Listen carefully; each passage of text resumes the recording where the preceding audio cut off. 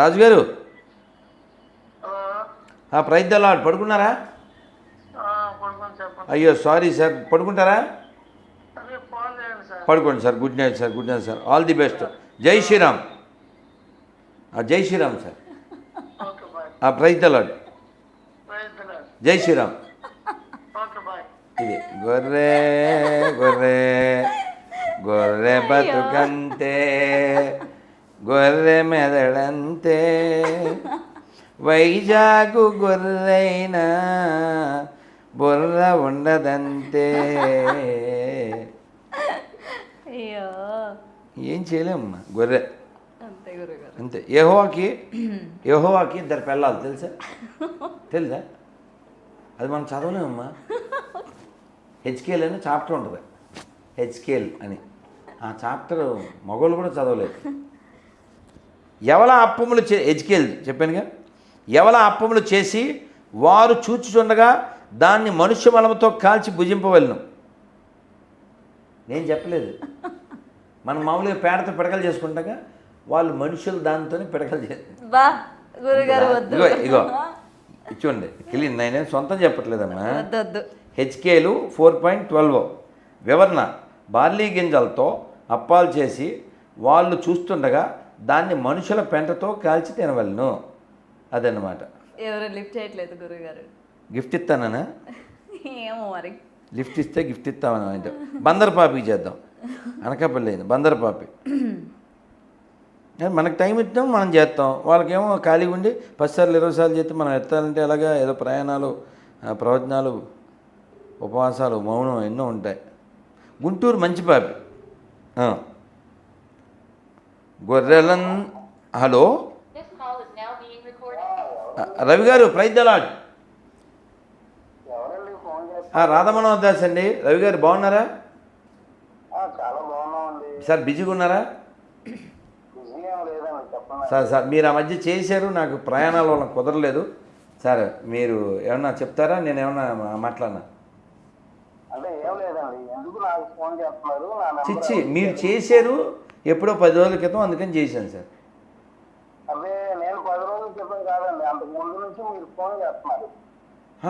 నా బతుకి ఫోనే ఎత్తను, నేను ఫోన్ చేయడానికే, నా మొహానికి.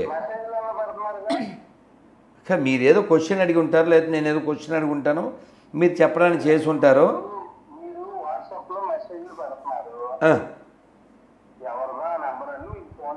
అచ్చా, మీరు ఏదైనా అడిగేది ఉందా? ఓకే, పడుకోండి సార్, పడుకోండి. అడిగేదండి, మేము అడిగేది అయితే ఉంది. రైట్. గుంటూరు మంచి పాపి. పాపుల్లో కూడా మంచి పాపి. అదే అన్నగా పాపు. ఎందులోది? ఎందులో? అంటే మంచి పాప అంటే అమ్మ బైబిల్ ఎక్కనవాడు అని అర్థం. బైబిల్ ఎక్కితే ఇంకా ఆ భాష వేరే ఉంటుంది. అదే అదే. ముసలి పాప ఎలమంద 8 సార్లు చేశాడు. ముసలి పాప 8 సార్లు అండి, 88 సార్లు చేస్తాను. అదే పని. ఒకడు ఉన్నాడు, వాడు యుఎస్ నుంచి కుర్రోడు. అది కూడా ప్రైవేట్ నెంబర్ నుంచి చేస్తాడు. 20 సార్లు చూడమ్మా, ఎన్నిసార్లు ప్రైవేట్ నెంబర్ నుంచి? 37 సార్లు ఫోన్ మీద ఫోన్ చేస్తూనే ఉంటాడు. పోనీ ఒరే నువ్వు ఏదైనా మామూలు నెంబర్తో ఫోన్ చేయరా, లొకేషన్ పెడతా అంటే. హలో నమస్తే అండి. నమస్తే అండి, ప్రైజ్ ద లార్డ్. ఎలమంద గారు ఎవరో ఓలేటి లక్ష్మి గారి బ్యాచ్. హలో ఎవరో? బాగున్నాను సార్. ఎలమంద గారు భోజనం అయిందా?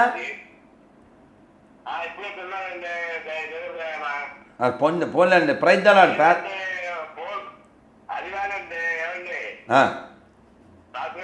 చెప్పండి సార్ ఎలమంద గారు, చెప్పండి సార్.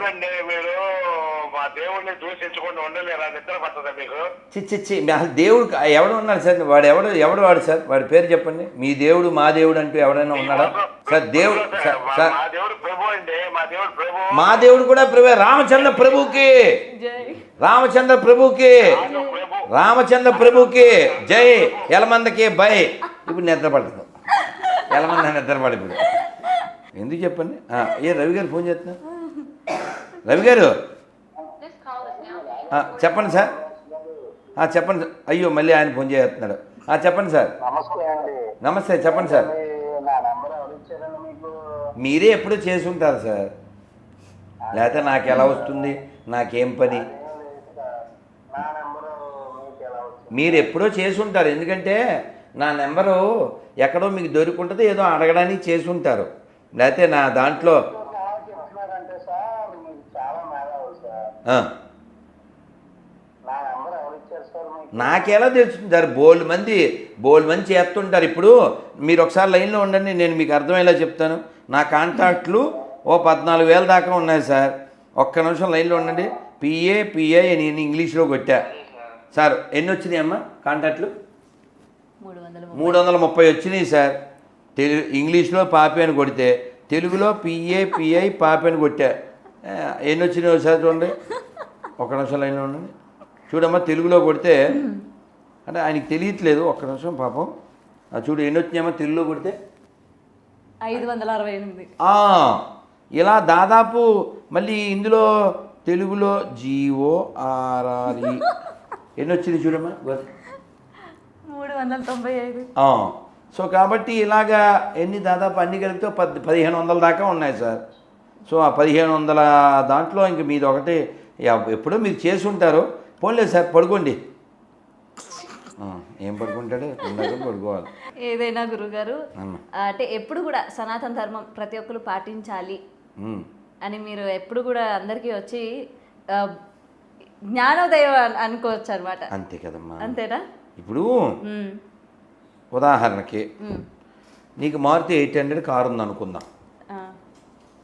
నీకు ఛాన్సు పరిస్థితులు కలిసి వస్తే నెక్స్ట్ లెవెల్ కారు ఏం తీసుకుంటావు? ఏదో దానికంటే అప్గ్రేడ్.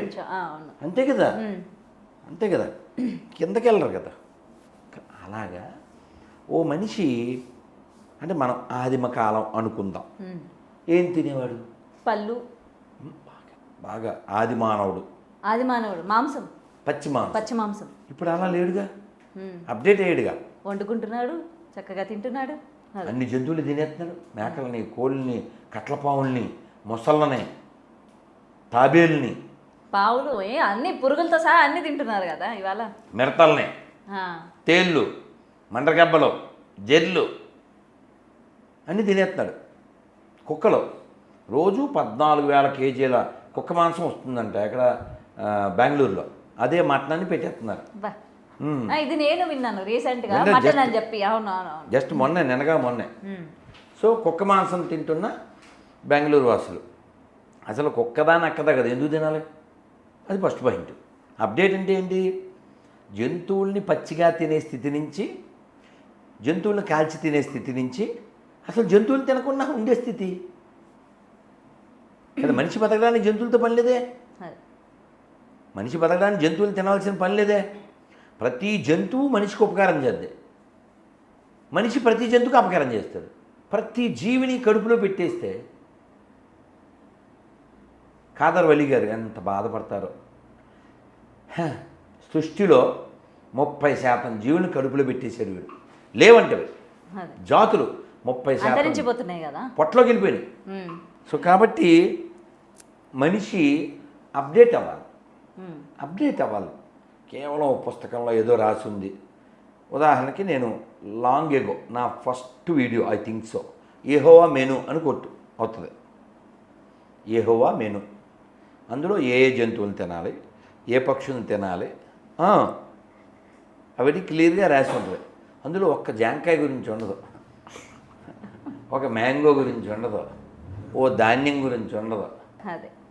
భగవద్గీతలో ఏం చెప్పారు? పత్రం పుష్పం ఫలంతోయం యోమే భక్త్యా ప్రయచ్చతి తదహం భక్త్యా ఉపహృత అశ్నామి ప్రయతాత్మన. కాబట్టి మనిషి అప్గ్రేడ్ అవ్వాలి. ఈ శరీరం దేనికి నిర్దేశించబడింది? ఈ శరీరం దేనికి నిర్దేశించబడింది? కేవలం ఏదో ప్రతి జంతువుని భుజించడానికి కాదు, భగవంతుని భజించడానికి. హలో, నమస్తే అండి. జై శ్రీరామ్. ఎవరండి? ఎవరు? నాన్న సంతోషం. కదిరి కృష్ణ ఫోన్ చేస్తే స్విచ్ ఆఫ్ వచ్చింది. మరి ఏం చేయాలి? వాడిని వదిలిపెట్టద్దండి. వాడి నుండి ఇంకా చాలా మంది ఆడారండి వినుస్వామి. అంటే వీళ్ళంతా మనకి పుట్టిన వాళ్ళే కదా సార్. వీళ్ళ తాతలు వీళ్ళ తండ్రులు అంతా మంచోళ్ళే సార్. వీళ్ళకి బైబిల్ ఎక్కేలా దిగజారిపోయారు కానీ వాళ్ళు మంచోళ్ళే సార్. వాళ్ళ తాతలు వాళ్ళ తండ్రులు మంచోళ్ళే. బైబిల్ ఎక్కడం వల్లే కదిరికృష్ణ అలా తయారయ్యాడు తప్ప అతను కూడా మంచోడే. నవ్ ఈజ్ ఎ పేషెంట్ అంతే. మళ్ళీ అతనికి రోగం తగ్గిపోతే మళ్ళీ అతనే భజన చేస్తాడు చూడండి. కానీ గొప్ప విషయం ఏంటంటే సార్ మీ దగ్గర గురించి మీరు ఒక్కరు 1 man army లెక్క పోరాడు. ఇంకా చెయ్యాలి సార్, మనం అందరం చేయాలి సార్. కదిరికృష్ణ మనస్సు మారి అతను మారు మనస్సు పొంది చక్కగా అన్నమయ్య కీర్తనలు పాడుతూ చక్కగా అన్నమయ్య ఎంత చక్కగా కీర్తించాడు. ఇతడొకడే సర్వేశ్వరుడు సితకమలాక్షుడు శ్రీ వెంకటేశుడు ఇతడొకడే సర్వేశ్వరుడు. ఈ పాట కదిరికృష్ణ పాడాలి. ఎందుకు పాట సార్? పాడైన కదిరి పాడైనాడు బైబిలు ముదిరి బాగుపడతాడు దెబ్బ తగిలితే అదిరి అతని రోగం కుదిరి దారికొస్తాడు మన కదిరి ధిరి. Okay sir.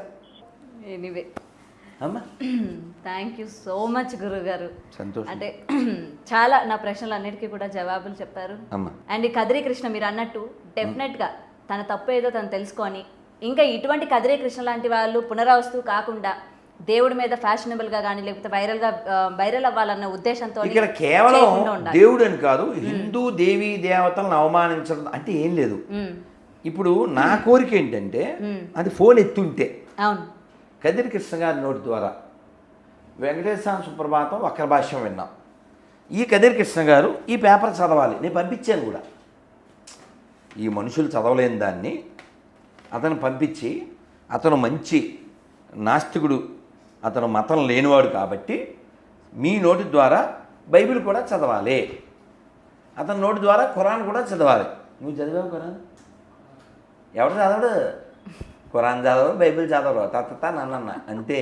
నువ్వే కాదు అందరితో ఉంటుంది. హుస్సేన్ అయినా అంతే, ఇమానుయేల్ అయినా అంతే, ఎవడు చదవడు. సో ఈ కదిరి కృష్ణ అనే అతను సుప్రభాతం గురించి నోటికొచ్చినట్టు వాగాడు కదా. అలాగే రామాయణం గురించి అతను ఎవరు? కత్తి పద్మారావు, అతను వాగాడు కదా. వీళ్ళందరూ భజన చేసే కాలం వస్తుంది. కత్తి మహేష్ అయినట్టు వాళ్ళు నశించిపోకూడదు. వాళ్ళ హృదయం ఎంత గొప్ప, వాళ్ళకి వారసులు మనం. ఈ నేల ఎంతమంది మహనీయులు పుట్టిన నేల అనేటువంటి స్పృహ వాళ్ళకి రావాలి. ఏదో ముష్టి బైబిల్ కోసం ఎందుకు దిగజారాలమ్మా? ఈ నేల మామూలుదా? ఈ నేల ఏ దేశం ఏగినా ఎందుకు కాలినా పొగడరా నీ తల్లి భూమి భారతం అంటే నువ్వు ఈ దేశంలో తిని ఈ దేశంలోనే దేశాన్ని ధర్మాన్ని తెగిడితే ఎలారా? ఏదో ముష్టి బైబిల్ కోసం ఏమన్నాను? ఒక్క మాట కూడా వెనక్కి తీసుకోను. ఎవరికైనా డౌట్ వస్తే మనుషులు చదవలేని ఈ దరిద్రాన్ని జూమ్ చేసి చూపించగలరు, నోటితో చదవలేం కాబట్టి.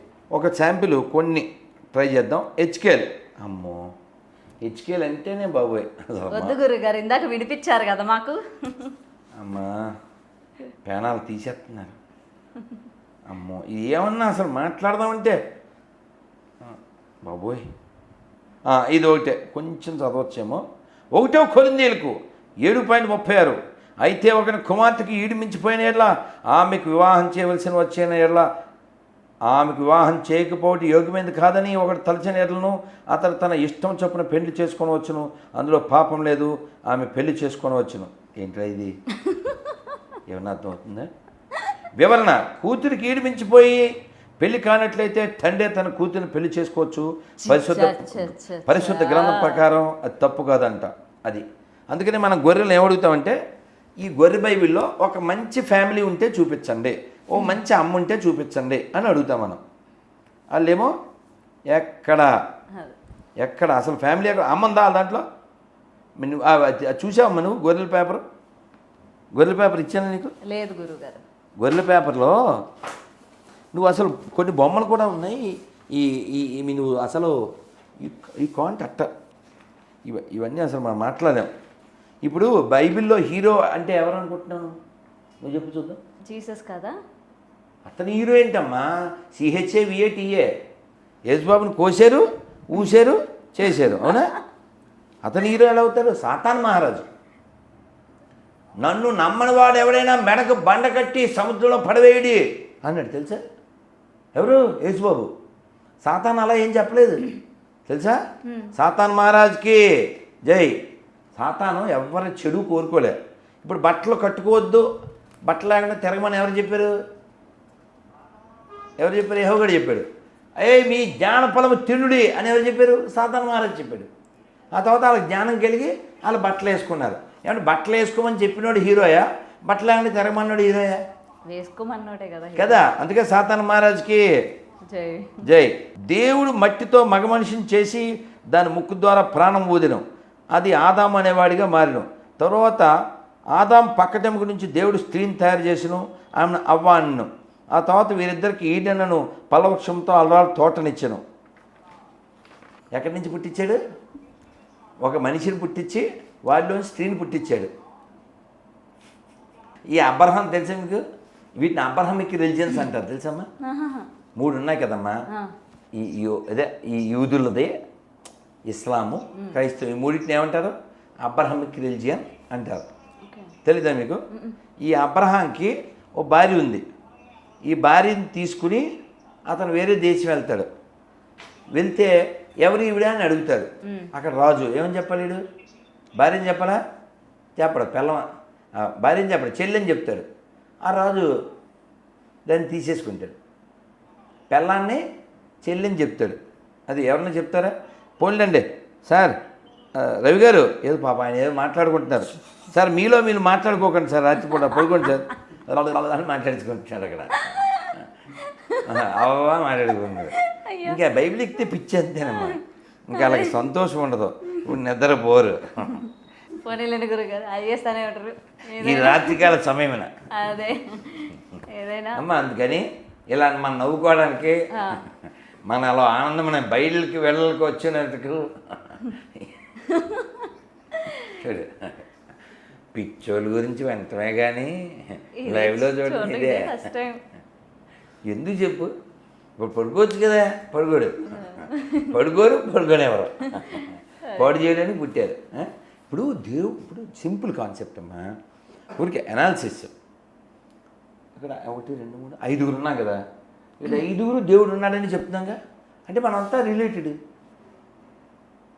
మనంతా ఫ్రెండ్స్, మనంతా బంధువులం. వీడు దేవుడిని అంటే స్వామి అంటాడు, వాడేమో రామ అంటాడు, నువ్వేమో నాగం శివుడు అంటావు, ఇదేమో అల్లా అంటాడు, ఆ రాబర్ట్ ఏమో యేసు అంటాడు, నేనేమో గోవింద అంటాను. ఏ ప్రాబ్లం ఉంది? లేదు. ప్రాబ్లం ఉంది, బాగానే ఉందిగా. శ్రీరామనామాలు 100,000,000, ఒక్కొక్క పేరు బహుతీపి. శ్రీరామనామాలు 100,000,000. కానీ భగవంతుడిని అలా ఎన్నో పేర్లతో పిలవచ్చు కదా. ఏం ప్రాబ్లం? మనం చూసామా? ఏదో ప్రశాంతంగా ఉన్న జీవితం, చిన్న జీవితం, ప్రశాంతంగా ఎవరికి హాని చేయకుండా బతికితే సరిపోద్దుగా. ఏదైనా గురువు గారు అంటే అందరూ కూడా ఇట్లాంటివన్నీ చిలిపివి అంటూ ఉంటారు కదా, ఇట్లాంటివన్నీ అసలు చేయకుండా ఉంటే సరే. అదే నేను అనేది చిన్న లైఫ్. అంతే అంతే అంతే. మా దేవుడిని నేను నమ్ము కొంపల దగ్గరికి వచ్చి ఏంటి దరిద్రం? ఏదో ముష్టో పుస్తకం పట్టుకుని ఇప్పుడు నేను 26 క్వశ్చన్లు ఎందుకు అడుగుతానంటే, మీరు కొంపల దగ్గరికి వచ్చి అడుక్కుంటున్నారు మారిపోండి అని. మా దగ్గర లేనిదేమైనా ఉంటే మారిపోతామే. అంతే అంతే. ఏమో మంచి అమ్మ ఉందా, మంచి పండుగ ఉందా, ఎందుకు చెప్పండి. అందుకని సర్వే జన సుఖినో భవంతు అని చెప్పేటువంటి సనాతన ధర్మం ప్రపంచమంతా ఎప్పుడో ఒకప్పుడు ఉండేది, ఇప్పటికీ దాని రుజువులు ఉన్నాయి. కాబట్టి అందరూ హిందువులే, అందరూ మన బంధువులే. భారత్ మాతాకి జై. జై శ్రీరామ్. థ్యాంక్ యూ గురుగారు. For more videos like this, subscribe Big TV channel.